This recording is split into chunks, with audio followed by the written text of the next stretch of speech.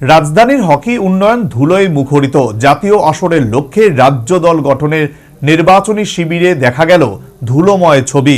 Police hockey মাঠের ছবি বলে দিল, রাজ্য হকি দিচ্ছে শুধুই ফাঁকি। ভারতীয় হকি ফেডারেশনের উদ্যোগে আগামী 11ই মার্চ থেকে শুরু হচ্ছে অনূর্ধ্ব 14 ছেলেদের এবং অনূর্ধ্ব 17 মেয়েদের 6 আ সাইড হকি প্রতিযোগিতা। এবছর কালিম্পংয়ে অনুষ্ঠিত হবে আসরের লক্ষ্যে শনিবার পুলিশ হকি মাঠে অনুষ্ঠিত হলো রাজ্য দল গঠনের নির্বাচনী শিবিরে 59 ধলাই, সোনামুড়া, সিপাহীজলা এবং পশ্চিম জেলা থেকে অংশ নিয়েছে 30 জন ছেলে ও মেয়ে খেলোয়াড়।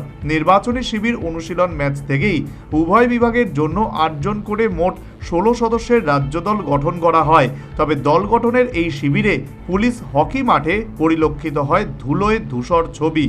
খেলার তাগিদে ছেলেমেয়েরা মাঠে অংশ নিলেও মাঠের ধুলোয় অনেকটাই কষ্ট সহ্য করেছে খেলোয়াড়রা। শুধু তাই নয়, ঘরের মাঠে রাজ্য দলের ছেলেমেয়েরা ধুলোর মাটিতে অনুশীলন করলেও আসরে খেলোয়াড়রা অংশগ্রহণ করবে অ্যাস্ট্রোটার্ফে। তবে কতটুকু নিজেদের তুলে ধরতে পারবে এই বিষয়ে অবশ্য সন্দেহ রয়েছে। তবে অ্যাসোসিয়েশনের কর্মকর্তাদের দাবি, আসরে যাওয়ার আগে নির্বাচিত রাজ্য দলকে নিয়ে অনুশীলন হবে রাজ্যের নবনির্মিত অত্যাধুনিক হকি মাঠে। 13 থেকে 15ই মার্চ কালিম্পংয়ে অনুষ্ঠিত হবে। সেই উপলক্ষে আমরা আজকে এখানে সব প্লেয়ারকে একসঙ্গে করেছি এবং তাদের একটা সিলেকশন করছি। ভবিষ্যতে আরেকটু সিলেকশন করে আমরা এই টুর্নামেন্টে অংশগ্রহণ করব।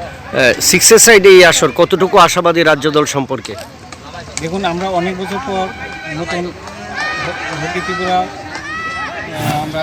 এদিকে এখনো বাধারঘাটে উদ্বোধন হয়নি নবনির্মিত নতুন হকি মাঠের। তবে সেখানে উদ্বোধনের আগেই রাজ্য দলের খেলোয়াড়রা কতটুকু অনুশীলনের সুযোগ পাবে তা নিয়েই উঠছে প্রশ্ন।